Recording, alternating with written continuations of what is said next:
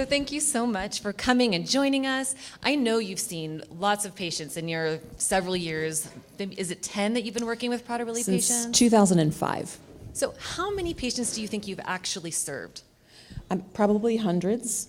I'm a pediatric dietitian and a lactation consultant, but I've worked, and so I do a lot of different pediatric diagnoses. I'm actually working on an app right now that's completely separate, but I pretty much only in my private practice now see PWS. So I would say hundreds. Yeah. So I remember calling Melanie. Jaden was about a year old when I first gave her a call. I wanted to give my child a paleo-style diet, which at the time was cutting edge, out of the box, and I was very concerned that I may be hurting my child. So I gave Melanie a call, and she specifically asked, why do you want me to work with you? And I said, well, I want to make sure that I'm doing the best for my child with this diet. So Melanie, I feel like a lot has changed in the last 5 to 10 years. Paleo seems pretty mundane these days. How do you feel diet and nutrition has changed for Prader-Willi syndrome? Well, I think the answer to the question is that diet and nutrition has changed for all of us.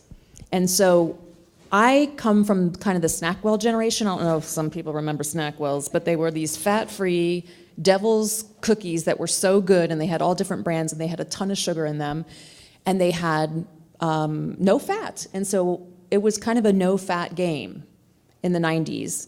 And so I think PWS also played that game, I'm going to call it, for a while, until maybe about probably when we started working with each other, maybe like a decade ago.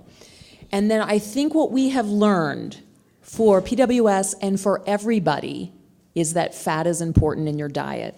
That removing all that fat from the diet in the 90s did us no good. Look what happened. Look at our obesity rates. Aside from PWS, look what happened to us.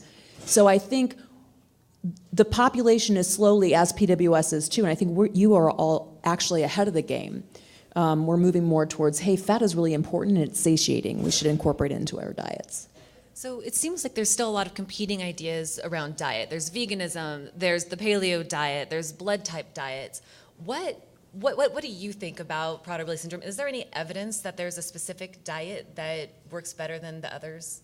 So this is actually something I'll address whenever I'm supposed to speak. I don't know what time, but I'm going to talk about kind of a blanket recommendation for now, but what the truth is that it's going to end up being customized. So your family, you might say, you know what, Melanie, my son does better with higher fat and protein. In another family, and this has happened before, people say, I'm sorry, but we're kind of on a lower fat diet still, and he's doing great, and he's not, his behavior is manageable. So I think, and this will happen with all of us, not just PWS, there's going to be a customized nutrition prescription for all of us. And so I hope that's the answer to the question.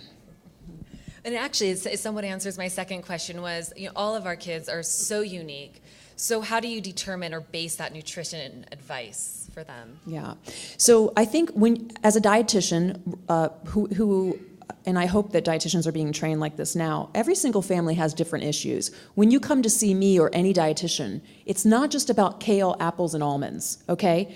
You may be divorced. I've had, families in court battles. I've had, parents that don't have enough money to buy quinoa. So a really good dietitian, whoever you're seeing, is going to take your entire family into account, not just say, you need to eat some Greek yogurt, because that's not good. So I think individually, I look at the family socially, financially, and also, can they understand what I'm saying?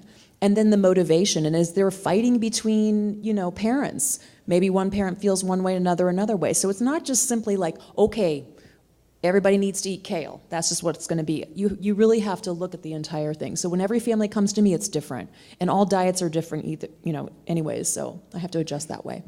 So many families in this room are aware, have heard of the ketogenic diet. You do not advise families on implementing this diet. Could you explain?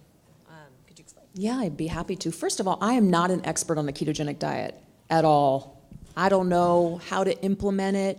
I don't know how to monitor it. But all I know is you probably need to have somebody that knows what they're doing and monitor it. What I have seen in my practice, and this is nothing that I've published, is that I've had kids on very low carbohydrate diets falling asleep in therapies and falling off the growth chart. And to me, personally, and Dr. Miller, who I work closely with, it makes us worried. I work with adults, but mostly in the pediatric population. And so my goal is to get your child to grow and develop. And so if I have your child falling asleep in PT, that's a problem. So you got to take a look at some oatmeal or something to get the child to have more energy. You can't just give eggs and vegetables. So I have a very hard time, agreeing with it at this point. My mind is open, but at this point I can't see the benefit in the patients I've seen. Right.